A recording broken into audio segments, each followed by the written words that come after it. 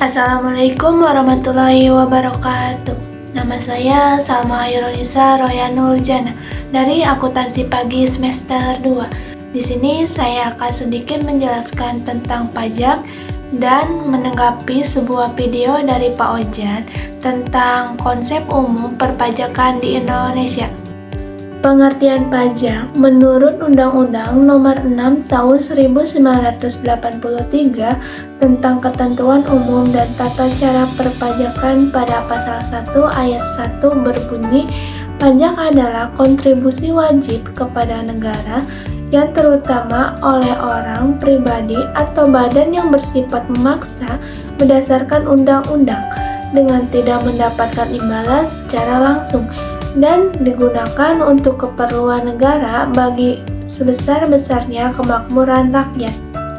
Menurut S.I. Jajaningrat, pajak sebagai suatu kewajiban menyerahkan sebagian dari kekayaan ke kas negara yang disebabkan suatu keadaan, kejadian, dan perbuatan yang memberikan kedudukan tertentu, tetapi bukan seperti hukuman menurut peraturan yang ditetapkan pemerintah serta dapat dipaksakan tetapi tidak ada jasa timbal balik dari negara secara langsung untuk memelihara kesejahteraan secara umum. Definisi pajak yang telah Bapak jelaskan, yang pertama, dipungut berdasarkan undang-undang.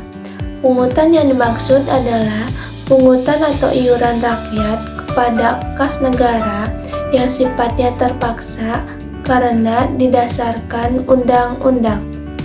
Yang kedua, tidak menunjukkan kontraprestasi atau bisa disebut juga dengan tidak ada timbal balik. Contohnya seperti kita membayar pajak, maka kita belum tentu bisa mendapatkan kenikmatan dari dana pajak itu. Yang ketiga, dipungut negara, baik pemerintah pusat ataupun pemerintah daerah. Pajak negara adalah pajak yang pemungutannya dilaksanakan oleh pemerintah pusat.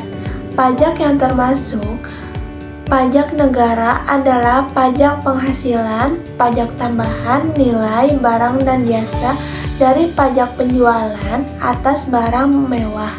Pajak daerah adalah pajak yang dipungut oleh pemerintah daerah, baik oleh daerah tingkat 1 maupun oleh pemerintah daerah untuk membiayai rumah tangganya.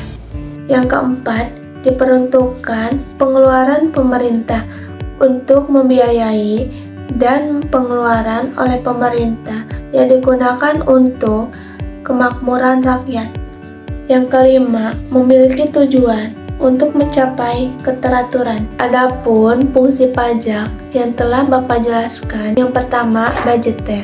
Budgeter adalah sumber penerimaan paling utama karena anggaran pendapatan negara. Fungsi yang kedua, fungsi reguler.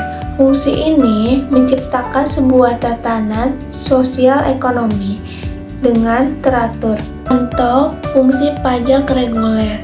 Ketika pemerintah berkeinginan untuk melindungi kepentingan petani dalam negeri, pemerintah dapat menetapkan pajak tambahan seperti pajak impor atau bea masuk atas kegiatan impor komoditas tertentu.